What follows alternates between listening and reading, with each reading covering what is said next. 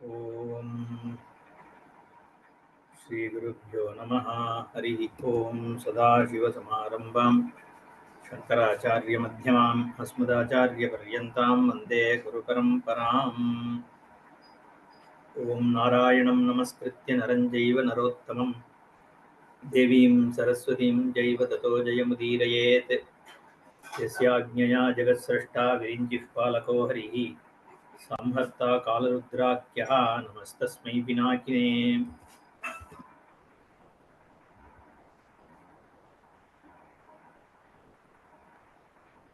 தஸ்கர விற்த்தாந்தம்னு திருடன் எப்படி சிவசாயுஜ்யத்தை பார்த்தோம். அதற்கப்புறம் தார்க்கிகர்கள் மீமாம்சகர்கள் இப்படி ஒன்னு வாதம் பண்ற தர்க்கம் பண்ணிட்டு இருக்கிறதுனால ஒரு பிரயோஜனமும் இல்லை. அதனால ஈஸ்வர தியானம்தான் மோட்சத்துக்கு ஹேத்துவாருது அப்படிங்கிற வரைக்கும் நேற்றுக்கு பார்த்தோம். அது சொல்லி முடிக்கும் பொழுது சொல்றார், சிவசக்தி யுக்தம் சர்வம் ஜெகதேதச்சராஜரம் தம் சிவம் மௌட்யதஸ்த்யக்த்வா மூடாஸ்சான்யம் பஜதி யே தர்மமாத்யந்திகம் துச்சம் நஸ்வரம் க்ஷணபங்குரம். சிவசக்தி சம்யுக்தம் சர்வம் ஜெகத். இந்த ஜெகத்தானது விராட் ஜெகத் இருக்கு. இது சிவஸ்வரூபம் சக்தி ஸ்வரூபம் சேர்ந்தது. ரத்த சுக்ல பிரபா மிஸ்ரம்னு சைதன்யமும் பிரகிருதியும் சேர்ந்ததுதான் ஜெகத்து. ஜெகத பிதரவு வந்தே பார்வதி பரமேஸ்வரம்னு ஜெகத் காரணமாக இருக்கிறது சிவசக்தி ஐக்கியம்தான்.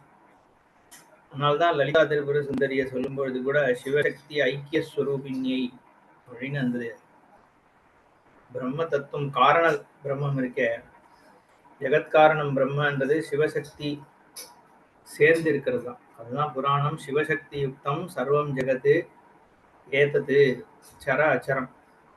இங்க இருக்கக்கூடிய எல்லா உயிரினங்களா இருக்கட்டும், உயிர் இல்லாத வஸ்துக்களா இருக்கட்டும், ஜட வஸ்துவா இருந்தாலும் சேதன வஸ்துவா இருந்தாலும் சிவசக்தி ஐக்கியமாக தான் இருக்கு. அந்த சிவஸ்வரூபத்தை தெக்வா மூடாஸ்ச அந்நியம் பஜதியே, அந்த சுரூபத்தை விட்டுட்டு வேற விஷயங்களை தேடின்னு போறவா இருக்காளே. அந்நியம்னா இங்க அந்நிய மூர்த்தின்னு அர்த்தம் கிடையாது, அந்நிய ஈஸ்வரன் கிடையாது, அந்நிய ஈஸ்வரனே கிடையாது. அந்நிய விஷயங்கள், ஈஸ்வரனாலதான் திருப்தி ஏற்படும்.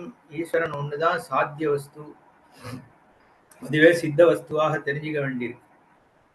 அதை விட்டுட்டு மற்ற லௌகிக விவகாரங்களை தேடி போறா இருக்கானே அவன் மூடன்னு சொல்றது. சிவம் மௌட்யதா தெக்த்வா மூடாஹாச்ச அந்நியம் பஜந்தி. வேறு விஷயங்கள் சாதா தேவதைகளையோ மற்ற விஷயங்களையோ ஏன் உபாசனை பண்றான்னா அவனுடைய இஷ்டாபூர்த்தத்துக்காக பண்ணான். காமத்துக்காக தான் தேவதா உபாசனம் இந்த இந்திராதி தேவர்களை பண்றது. இப்போ காமியமான விஷயத்தை ஒருத்தன் தேடி போறான்னாலே சம்சாரத்துல இயங்குறான்னு அர்த்தம். அசம்சாரி ஆகணும்னா ஈஸ்வரனை தான் சரணடையணும் அப்படிங்கிறது இங்க தாத்பரியம். தர்மம் ஆத்தியந்திகம் துச்சம் நஸ்வரம். மற்ற விதமான தர்மங்கள் இருக்க, லௌகிகமான விஷயங்கள் அது துச்சம் நஸ்வரம். இருக்கும்போது இருக்கிற மாதிரி தோணுமே ஒழிய சாஸ்வதமா அது இருக்கிற விஷயம் கிடையாது. வித்யாபூதமான ஜெகத்துங்கிறதுனால துச்சம், துச்சம்னாலே இல்லாத ஒண்ணு அர்த்தம். காணல் நீர் மாதிரி இல்லாத ஒரு வஸ்துவை தேடி போயிட்டு இருக்கான். நஸ்வரம் க்ஷணபங்குரம், க்ஷணம்தான் இருக்கும். இந்த லௌகிக சுகமானது அந்த க்ஷணத்துல இருக்கா மாதிரி இருக்குமே ஒழிய சாஸ்வதத்துவம் இல்லை. அப்படிங்கிறதுனால அதை தியாகம் பண்ணி ஈஸ்வர ஆராதனம் பண்ணணும்னு சொல்றது. அடுத்து சொல்றது யோ விஷ்ணு சசிவோ ஜ்ஞேயா யஸ் சிவோ விஷ்ணுரேவ சஹா.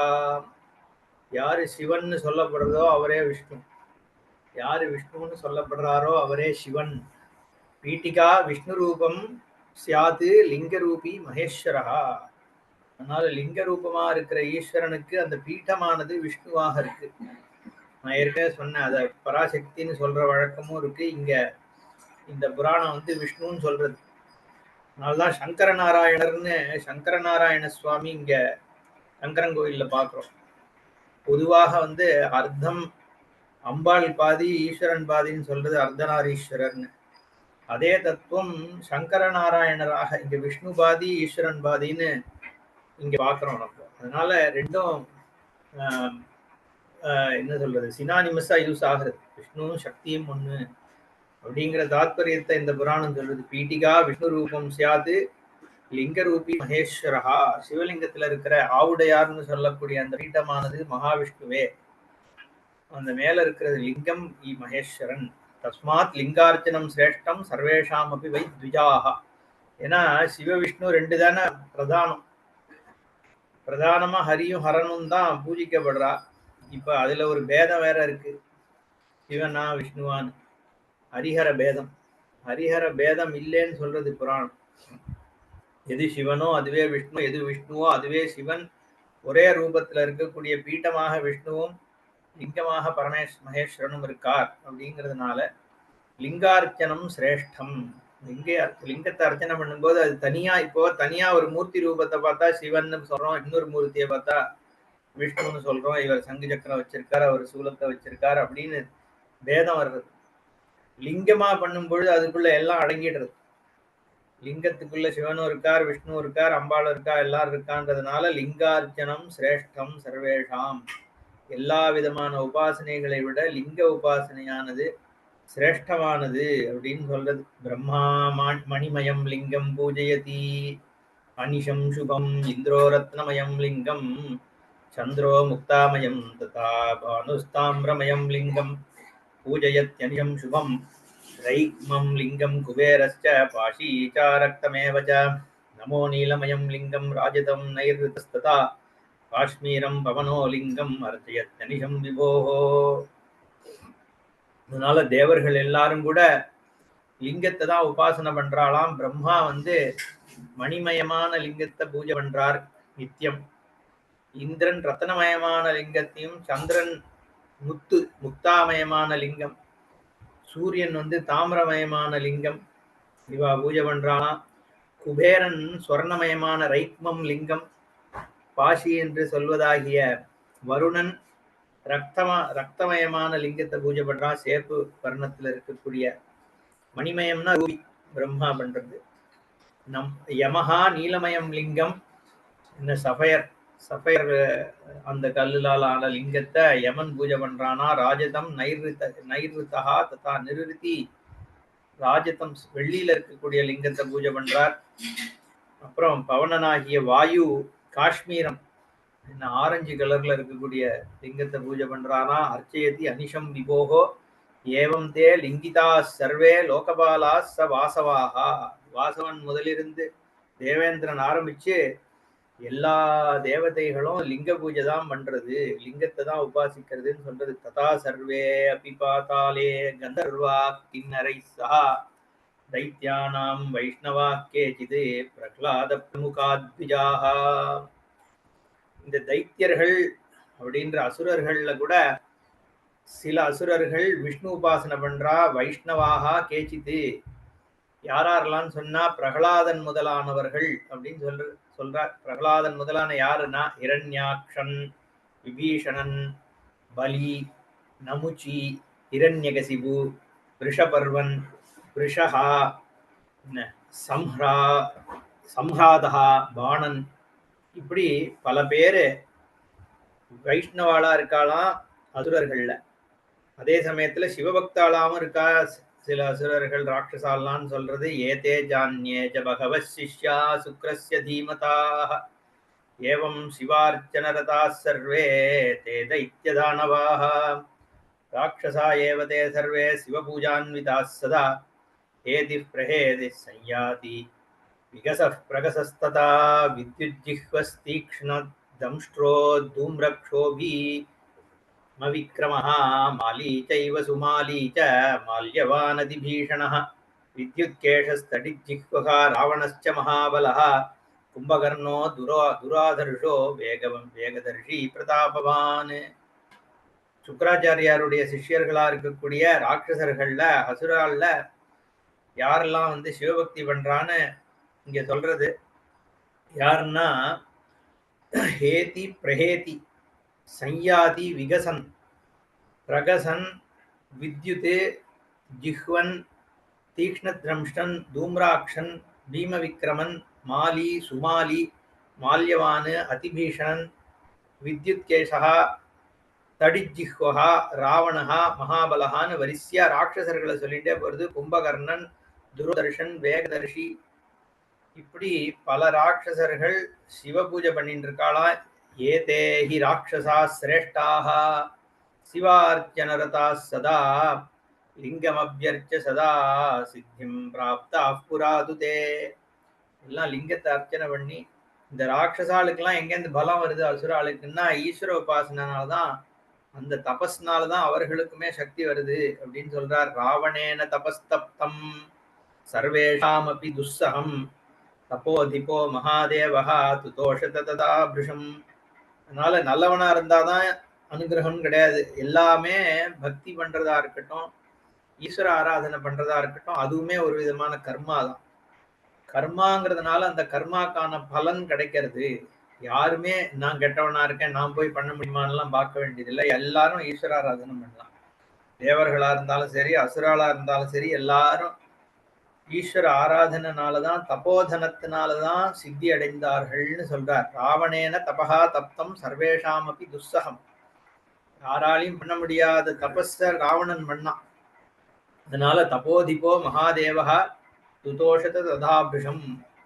அதனால தப்போ அதிபகா, எல்லா தபஸுக்கும் அதிபதியாக இருக்கக்கூடிய மகாதேவர் சந்தோஷப்பட்டு ராவனுக்கு வரன் கொடுத்தாராம். வரான் பிராயச்சதா சர்வேஷாம் அப்படி துர்லபான் ஞானம் விஜான சகிதம் லப்தம் தேன சதாசிவாத் அஜேயத்வம் ச சங்கிராமே துவைகுண்யம் சிரசாமபி பஞ்சபக்திரோ மகாதேவோ தசபக்திரோத ராவணஹா.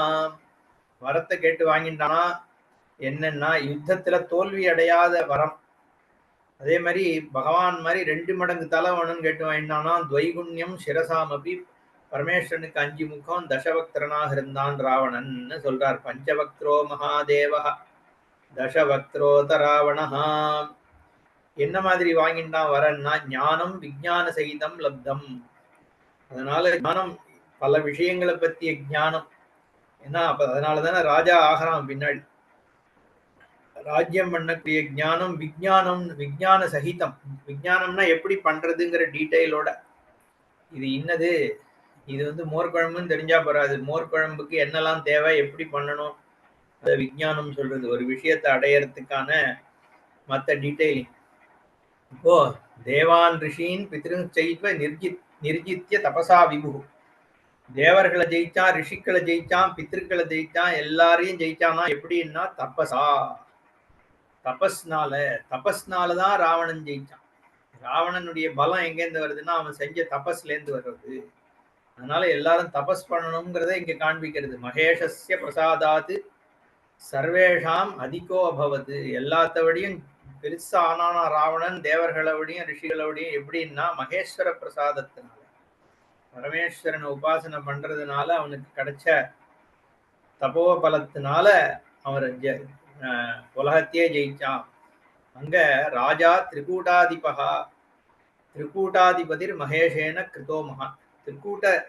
திரிகூட்டம்ன்றது மேரு பர்வதத்துல இருக்கிற ஒரு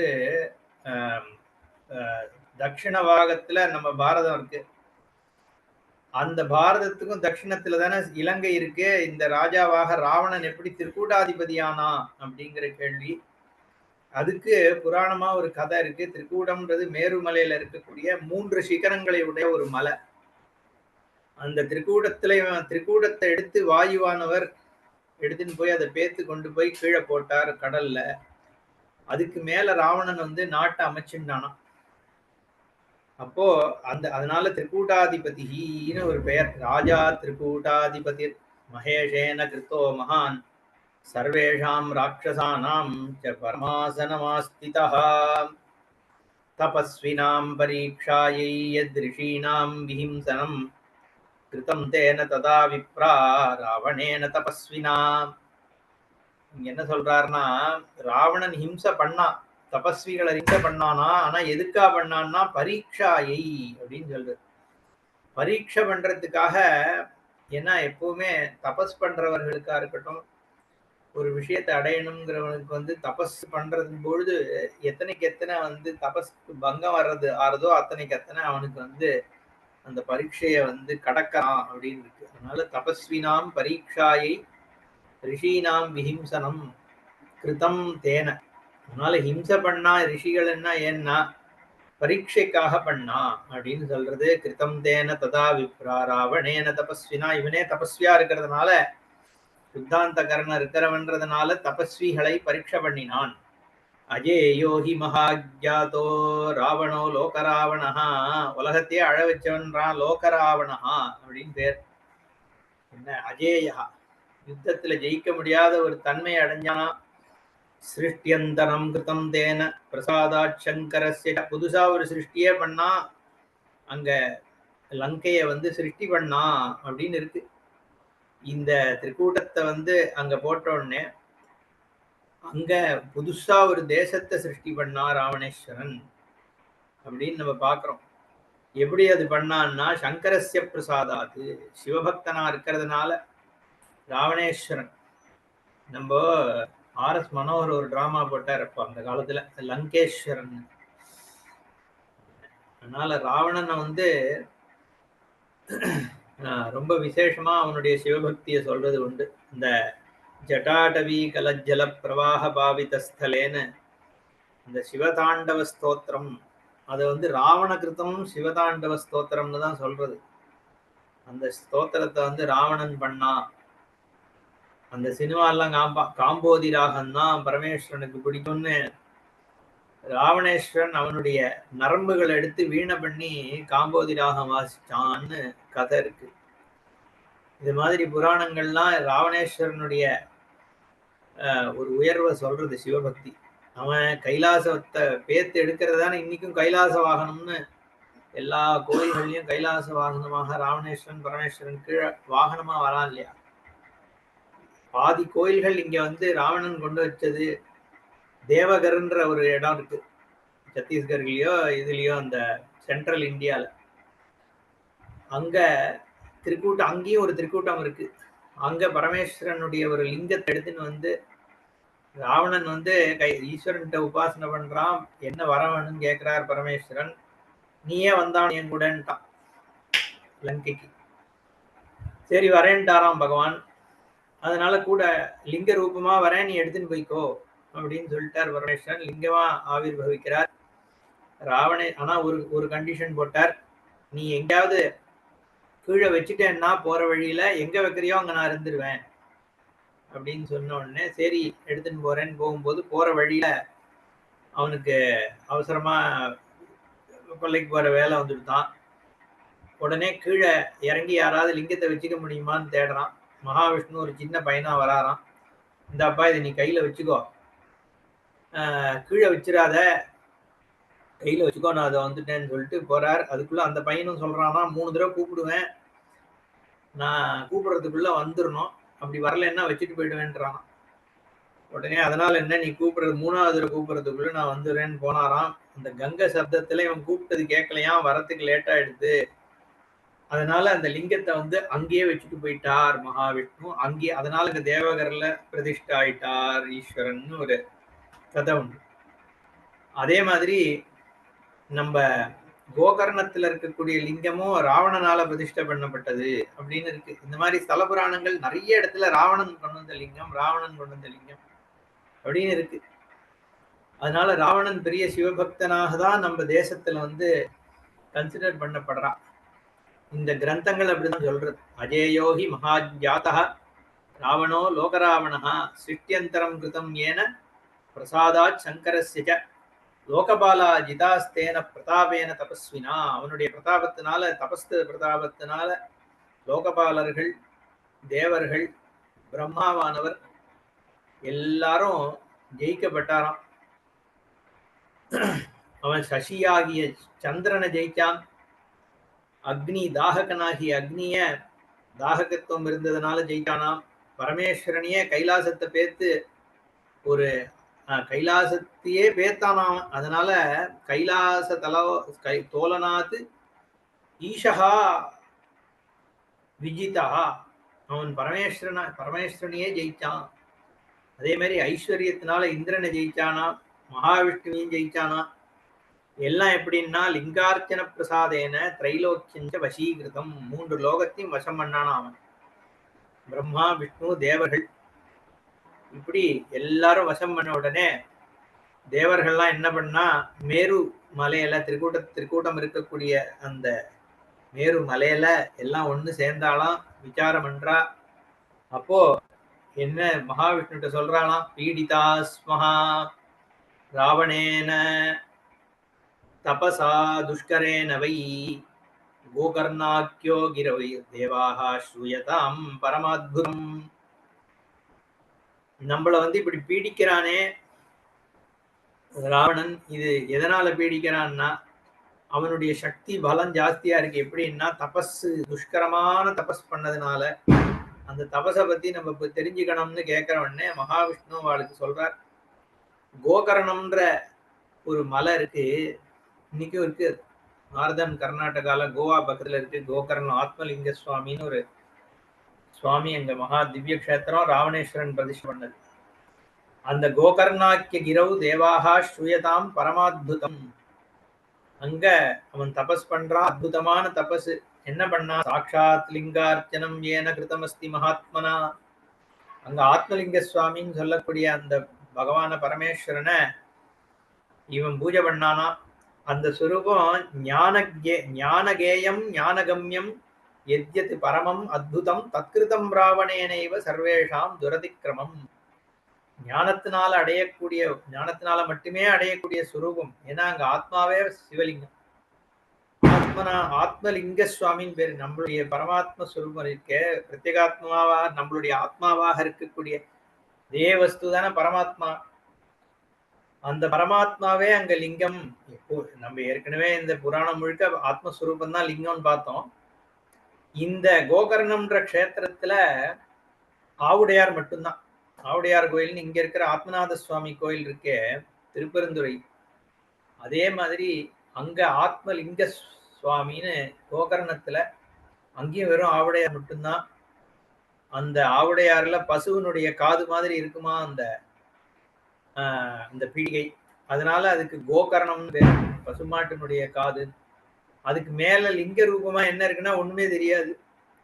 ஏன்னா உன்னுடைய பர ஆத்மா எங்கேயும் சர்வவியாபியாக இருக்கிறங்க ஆத்மா தான் அங்க லிங்கம். பீடிகை மட்டும்தான் இருக்கு. லிங்கம் எங்க இருக்குன்னா உன் ஆத்மாவாக இருக்கு. அப்போ அங்க எப்படி பூஜை, அங்க சிவாச்சாரியார்களோ இல்ல பண்டிதர்களோ அவா பூஜை பண்ண முடியாது. ஏன்னா உனக்காக பூஜை பண்ணணும்னா நீ எதுக்கு பூஜை பண்ண போற? உன்னுடைய ஆத்மாவை நீ அங்க பூஜை பண்ணணும். இன்னொருத்தர் உன் ஆத்மாவை பூஜை பண்ண முடியுமா?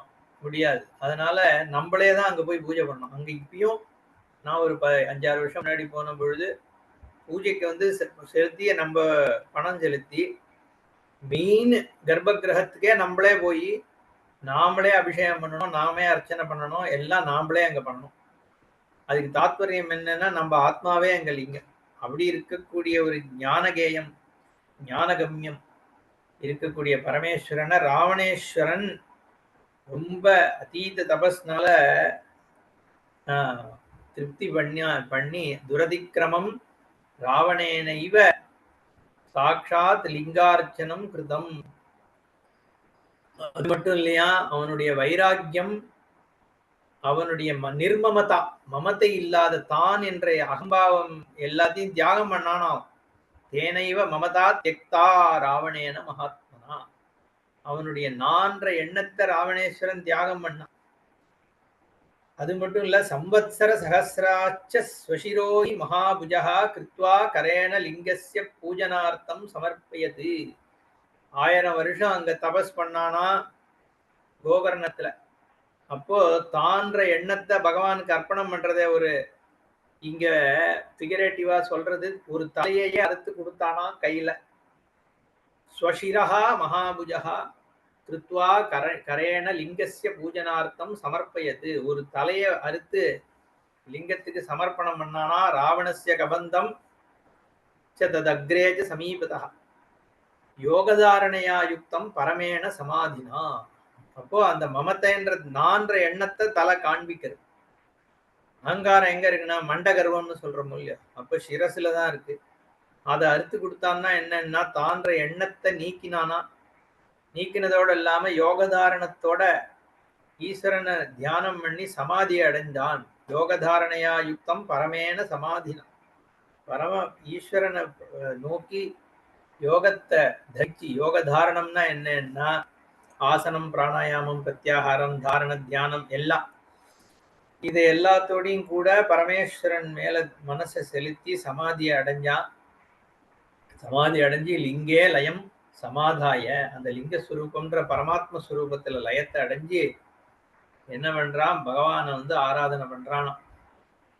அப்போ அந்நியச்சிரோ ஒரு தலை மட்டும் இல்ல, பல விதமான, அவனுக்கு 10 தலை இருக்கே. அந்நியச்சிரோ விவஷ்ய ஏவம் தேன அபி சிவபூஜனம் கிருதம் நைவ அந்நிய முனினா ததா சைவ அபரேணஹி. ஒரு தலையா வெட்டி வெட்டி ஈஸ்வரன் கொடுக்குறாளாம். என்னன்னா அகங்காரம், மமதா, மாத்சரியம் இதெல்லாம் இருக்கே, நம்மளுடைய ஒரு நான்ற எண்ணத்தை சுத்தி இருக்கக்கூடிய குணங்கள் எல்லாத்தையும் தியாகம் பண்றான். சுவார்த்த விஷயங்கள் எல்லாத்தையும் தியாகம் பண்றான். ராகத்வேஷத்தை தியாகம் பண்ணி எல்லாம் பண்ணி ஈஸ்வரன்ட்டே நிஷ்டையில இருக்கான்னு அர்த்தம். அதுக்கு ஒவ்வொரு தலையா வெட்டி போடுறானா. யாராலையும் எந்த முனினாலையும் பண்ண முடியாத அளவுக்கு ஆத்ம பரித்தியாகனம் சமர்ப்பணம் பண்றான் ராவணேஸ்வரன். ஏவம் ஸ்ரீராம்சி ஏவ பகூனி தேன சமர்ப்பிதான்யேவ சிவார்ச்சனார்த்தே பூத்வா கபந்தோ ஹி புனః புனశ్చ ததா சிவோசௌ வரதோ பபூவ. இப்படி தலைகளை ஒண்ணு ஒண்ணா கொஞ்சி பரமேஸ்வரனுக்கு அர்ப்பணம் பண்றான், அர்ச்சனை பண்றான். கடைசியில முண்டமா நிக்கிறானா. கபந்தோஹி புனః புனశ్చ, ஒரு தலை போய் ஒரு முண்டம் இருக்கு, எல்லா தலையும் போய் நிக்கிறானா. அப்ப பரமேஸ்வரன் வரதராக, வரதராஜர் அப்படின்னு சொல்றமே, வரம் கொடுக்கக்கூடிய சிவன் தான் ஆசுதோஷி. கேட்ட வரனை எதுவா இருந்தாலும் உடனே கொடுத்துருவார். என்ன இப்ப கூட சொன்னோம், ராவணன் என்ன வேணும்னு கேட்டான், நீங்களே வேணும்னா கொடுத்துட்டார். பஸ்மாசுரன் கேட்டான் என்ன வேணும்னா, யார் தலையில கை வச்சாலும் பஸ்மமானும் சரின்னு கொடுத்தார். அதனால ஈஸ்வரன் வந்து எது கேட்டாலும் கொடுக்கக்கூடியவர். ஏன்னா அந்த சர்வாத்மா. நம்ம பிரார்த்தனை பண்றதுதான் நம்ம வேலை. பண்ணா அது தானா ஈஸ்வரனுடைய சங்கல்பமாக நடக்கிறது. இங்க வந்து பகவானை வந்து எவ்வளோக்கு எவ்வளோ நம்மளுடைய அகங்காரத்தை தியாகம் பண்றோமோ அவ்வளோக்கு எவ்வளோ ஈஸ்வர பிரசாதம் கிடைக்கிறது. இங்க ராவணன் தன்னுடைய அகந்தை, கர்வம், தன்னுடைய உடைமை எல்லாத்தையும் தியாகம் பண்றான். ஒரு தலையா கொஞ்சம் கொடுக்கறானாம் பகவானுக்கு. அப்போ பரமேஸ்வரன் வந்து ஆவிர் பவிக்கிறார். என்ன வேணுமோ கேளு வரான் வரைய பௌலஸ்திய யதேஷ்டம் தான் ததாமியகம். புலஸ்தனுடைய புத்திரனாக பௌலஸ்தியன்னு கூப்பிடுறாரு இங்க. பௌலஸ்திய என்ன இஷ்டம் வேணுமோ, என்ன வரன் உனக்கு ஆசைப்படுறியோ கேள் அப்படின்னு உடனே பரமேஸ்வரன்ட்டு அவன் சொல்றான், ராவணேஸ்வரன் சொல்றான், நீங்க வந்து சந்தோஷம் அடைஞ்சிட்டேன்னா எனக்கு ஒன்றும் இல்லை, ஒரே ஒரு விஷயம்தான் எனக்கு காமணும். என்ன தொத்பாதாம்புஜம் வரமாஸ்ரயே, எனக்கு உன்னுடைய திருவடியை அடையணும், வேற ஒன்றும் கிடையாது. நாண்யம் காமையே, வேற ஒன்றும் எனக்கு விருப்பம் இல்லை.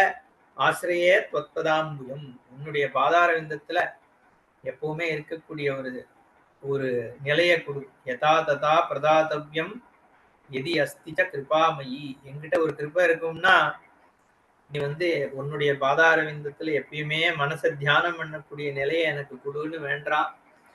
இப்போ பரமேஸ்வரன் ராவணனை பார்த்து சொல்றார், மத் பிரசாதாச்ச சர்வம் துவம் பிராப்ஸ்யசி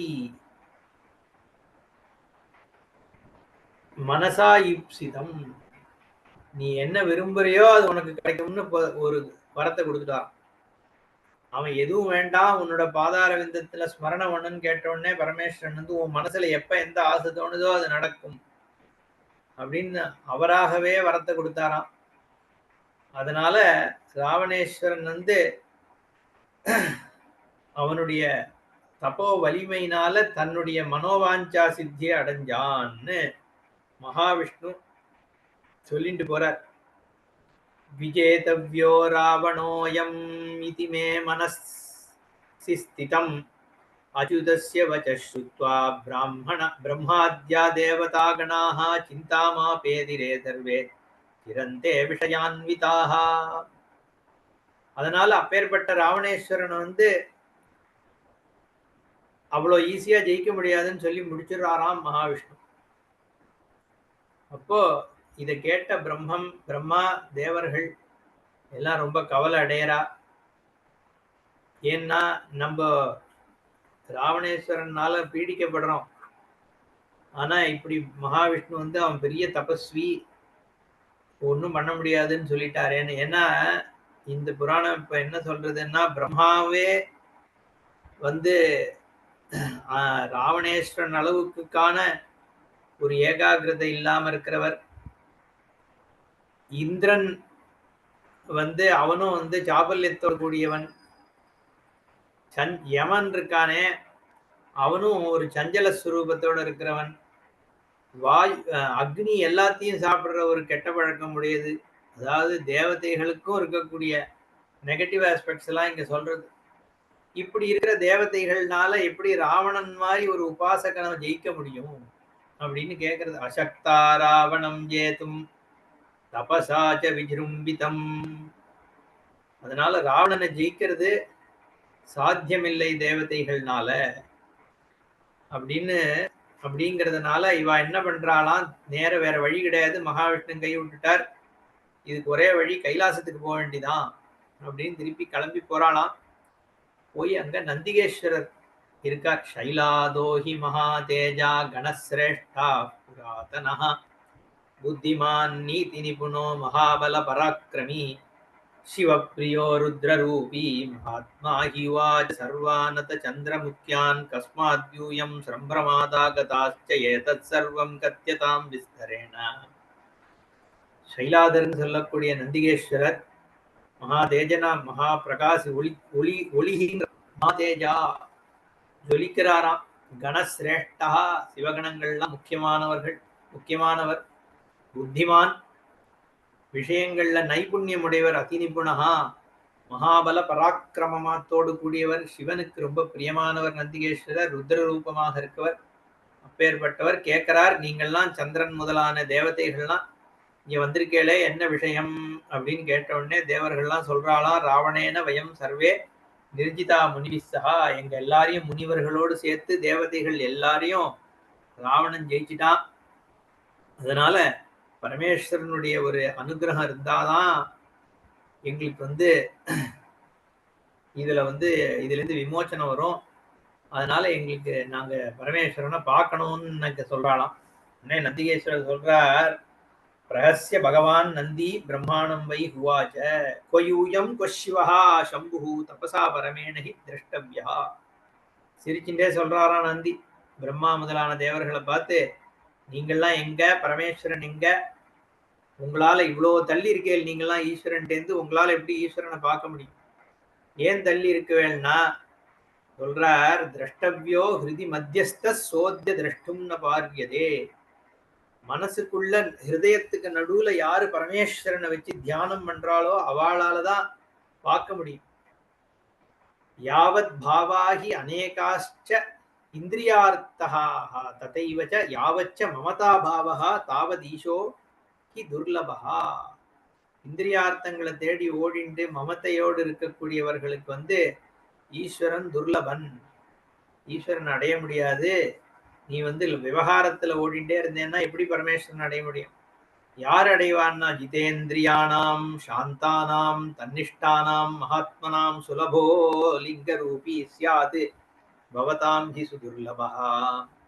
இந்திரியங்களை ஜெயித்தவர்கள், ஜிதேந்திரியானாம் சாந்தானாம் மனசை சமாதானம் படுத்தி இருக்கிறவர்கள், தன்னிஷ்டானாம் பகவத் நிஷ்டையில எப்பவுமே இருக்கக்கூடியவர்களுக்கு, பேர்பட்ட மகாத்மாக்களுக்கு சுலபோ லிங்க ரூபி சியாது, லிங்கரூபியாக இருக்கக்கூடிய பரமேஸ்வரன் ரொம்ப சுலபமாக அடையப்படக்கூடியவன்.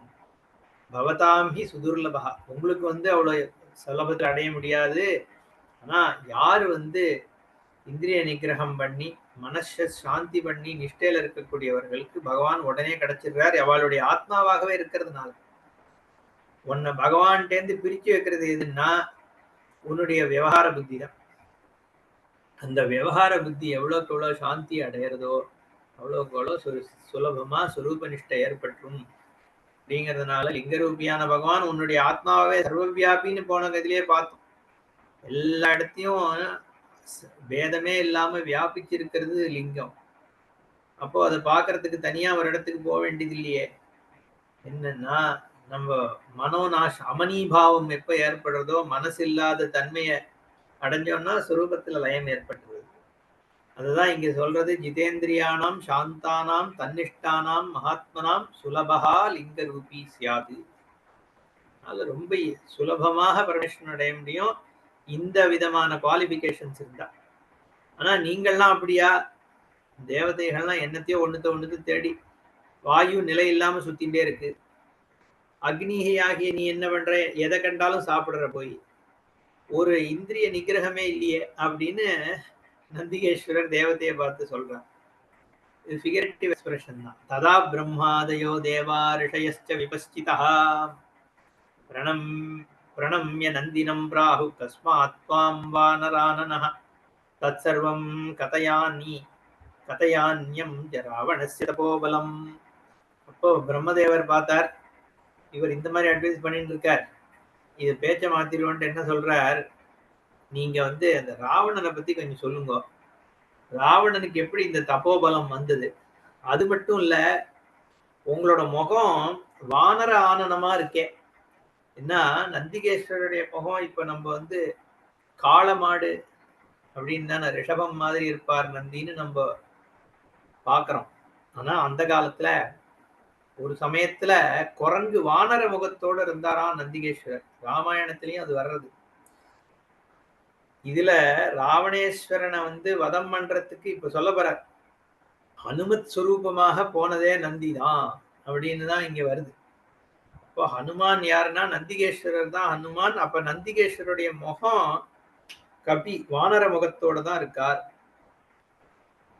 அந்த நந்தீஸ்வரர் சொல்றார், நந்தீஸ்வர உவாச்ச குபேரோதிகிருதஸ் தேன சங்கரேண மகாத்மனா தனானாம் அதிபத்யே ச தம் திரஷ்டும் ராவணோத்ர வை ஆகச்சத்வரயா யுக்தः சமாருஹ்ய ஸ்வவாஹனம் மாம் திருஷ்ட்வா சாப்ரவீத் க்ருத்தः குபேரோ ஹ்யத்ர ஆகதः त्वया दृष्टो तवात्रासौ कथ्यताम् अविलम्बितम् किङ्कार्यं धनदेनाद्य इति पृष्टो मया हि सः.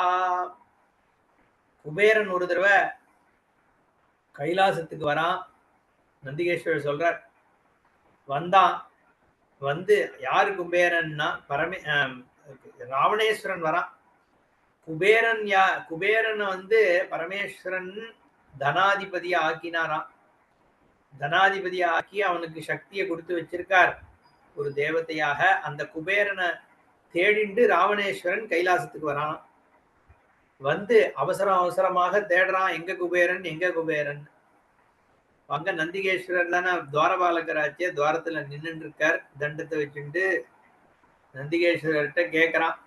அதாவது நந்திகேஸ்வரர் சொல்றார், என்னை பார்த்து கேட்டான் குபேரன், என்னன்னா நீங்க பார்த்தேளா இங்க, காலத்தை தாழ்த்தாம சொல்லுங்க, இந்த குபேரன் இந்த பக்கம் வந்தானா அப்படின்னு கேட்டான். நான் கேட்டேன், என்ன உனக்கு குபேரனால ஆவேண்டியது, எதுக்கு இப்படி அவசரமா தேடிட்டு இருக்க அப்படின்னு. உடனே ராவணேஸ்வரன் சொன்னா, என்கிட்ட இருந்த பயம் போயிடுத்து குபேரனுக்கு, என்கிட்ட ஒரு அஸ்ரத்த வந்துடுத்து. எனக்கே எதிர்த்து பேச ஆரம்பிச்சிட்டான். என்கிட்ட என்ன நீ இப்படி பண்ணணும் அப்படி பண்ணணும், நான் எப்படி ஒரு பெரிய ஸ்ரீ தனத்தோடு இருக்கிற குபேரனா இருக்கணும், அந்த மாதிரி ஆகணும்னா நீ உன்னுடைய மூடத்துவத்தை விட்டுட்டு நீ இப்படி பண்ணணும் அப்படி பண்ணணும்னு எனக்கு உபதேசம் பண்ண ஆரம்பிச்சான். ததாத்வம் பவரே மூட மா மூடத்துவம் உபார்ஜய, ஹே மூடனே நீ இந்த மாதிரி இருக்காத, என்ன மாதிரி தனவானாகு அப்படி இப்படின்லாம் என்னை கத்தினான். அதனால எனக்கு கோபம் அப்போ அங்க எங்கிட்டேந்து ஒளிஞ்சுட்டு அவன் தபஸ் பண்ணி இப்ப எங்கேயோ சுத்தின்னு இருக்கான், எங்கேன்னு தெரியல. அதனால அது பார்த்தேன்னா என்கிட்ட பார்த்திருந்தேன்னா சொல்லு அப்படின்னு ராவணன் கேட்டான். மயா நிராகிருதோ ரோஷாத் தபஸ்தே பேச குஹ்யகா குபேரஸ் சகி நந்தின் கிமாகதஸ்தவ மந்திரம் தீயதாம் ச குபேரோத்ய நாத்ர கார்யா விசாரணா. பயப்படாத, நீ என்கிட்ட வந்து குபேரன் எங்க இருக்கான்றது சொல்லிடு அப்படின்னு சொன்ன உடனே நான் அவன்கிட்ட சொன்னேன், நீ ஒரு லிங்க உபாசனை பண்றவன், பரமேஸ்வரனுடைய உபாசகன் நீ, நானும் அப்பேற்பட்ட ஈஸ்வர உபாசகன் தான். அதனால நீ என்ன அதட்டாத, நானும் நீயும் சமந்தான். அதனால தேவையில்லாத இந்த அதிகாரம் பண்றது இங்க வச்சுக்காதேன்னு நான் சொன்னேன். அப்போ ராவணன் கேட்டான், அதெல்லாம் இருக்கட்டும், இந்த வானர முகம் உனக்கு எப்படி வந்தது? நீங்க எப்படி இப்ப என்கிட்ட கேட்டாலே என்னுடைய வானர முகத்தை பத்தி, அதேதான் ராவணனும் கேட்டான். அப்போ நான் அவனுக்கு பதில் சொன்னேன், எப்படி சிவார்ச்சன பலனாக எனக்கு பரமேஸ்வரன் சாரூபியத்தை கொடுத்தார். புராவிருத்தம் மயா புரோக்தம் சிவார்ச்சன விதே பலம் சிவேன தத்தம் சாரூபியம் நகிரீதம் மயா ததா. நான் பண்ண தபஸ்ல சந்தோஷம் அடைஞ்சு, சிவார்ச்சனை பண்ணதுல சந்தோஷம் அடைஞ்சு பரமேஸ்வரன் நான் உனக்கு சாரூபியத்தை கொடுக்குறேன், நீ என்ன மாதிரியே ஆயிடு அப்படின்னு கொடுத்தார். ஆனா அந்த மாதிரி நான் சாரூபியத்தை அடைஞ்சேன்னா எனக்கு ஒரு கர்வம் வந்துடும். அப்படிங்கிறதுனால நான் என்ன சொன்னேன், நான் அகர்வி ஆகணுங்கிறதுனால எனக்கு குரங்கு முகத்தை வானர முகத்தை கொடுன்னு நானே கேட்டேன் பரமேஸ்வரன்ட்ட. யாஜிதம் ச மயா சம்போஹோ வதனம் வானரஸ்யஜா. நான் வானர முகத்தை எனக்கு கொடுன்னு ஈஸ்வரன்ட்ட பிரார்த்தனை பண்ணேன். அதனால பரமேஸ்வரன் எனக்கு அதை கொடுத்தார். சிவே என்ன கிருபயா தத்தம் மம காருண்யசாலினா. கருணாபூரிதமாக இருக்கக்கூடிய பரமேஸ்வரன் எனக்கு வானர முகத்தையே கொடுத்தார். ஏன்னா நிரபிமானி, அபிமானம், என்னை பத்தி அபிமானம் குறையணும், தம்பம் குறையணும்ன்றதுக்காக அதை வாங்கிட்டேன்னு சொல்றார். நிரா அபிமானினோ ஏஜ நிர்தம்பா நிஷ்பரிகிரஹாः சம்போ பிரியாஸ்தே விஜ்ஞேயாஹி அந்நே சிவ பகிஷ்கிருதாக. அப்படி இருக்கவாதான் சிவனுக்கு பிரியமாக இருக்கார். யாரு தன்னை தான்றது அபிமானத்தை விட்டு தம்பம் இல்லாமல் தனக்கு இது வேணும் அது வேணும்ன்ற அந்த இந்திரிய விஷயங்கள்ல ஈடுபடாமல் நிஷ்பரிகிரகமா இருக்கிறவர்கள் பரமேஸ்வரனுக்கு பிரியமாக இருக்கிறார்கள். அப்படிங்கிறதுனால நான் இந்த முகத்தை வாங்கிட்டேன்னு நான் சொன்னேன். ஆனா ராவணன் என்ன சொன்னான்னா, ததாவதன்மயா சார்த்தம் ராவண தபசோ பலாத் மயா ஜயாச்சிதான் ஏவ தசவக்ராணி தீமதா.